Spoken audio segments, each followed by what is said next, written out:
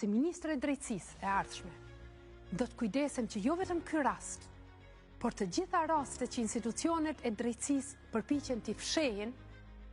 se merren me dosta e me jarana ma shumë se sa me drejtësi, të cilat të gjitha të dalin në dritë edhe të mos ketë shans të fshihet askush pas krimeve që i ka kryer. Edhe ju si gazetar, edhe ne si politikan, duhet kujdesemi që çdo mashtrim elektoral të ballafaqohet me konsekvenca drejtësisë. Unë jam e bindur që nuk ka asnjë alternativë tjetër për Mitrovicën përveç Faton Pecit, i cili jo vetëm në Mitrovicë, dhe Mitrovica e njeh Fatonin,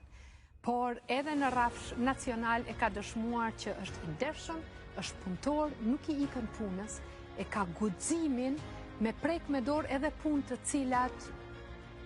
qeverit paraprake nuk kanë guxuar qyqasen, e ka trimrin me u ballafaqu me gjithëkënd, edhe me Faton Pecin, Mitrovica ka për të përjetuar një ndryshim total, i cili do t'i bëj të ndihen keq për çfarë ka ndodhur, sidomos gjatë 4 viteve të fundit, të gjithë ata që janë përgjegjës për këtë. Dhe mos harroni që kandidati PDK-s nuk është një djalë i ri që ka ardhur prej një shoqat, prej një organizate jo qeveritare.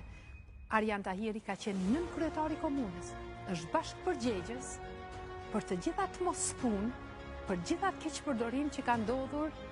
në kohën e Bedri Hamzës si kryetar i komunës. Sepse ne e dim që Bedri Hamza pak punë ka prek me dorë se ai është e veten që është për nivele më të larta, jo për Mitrovicën.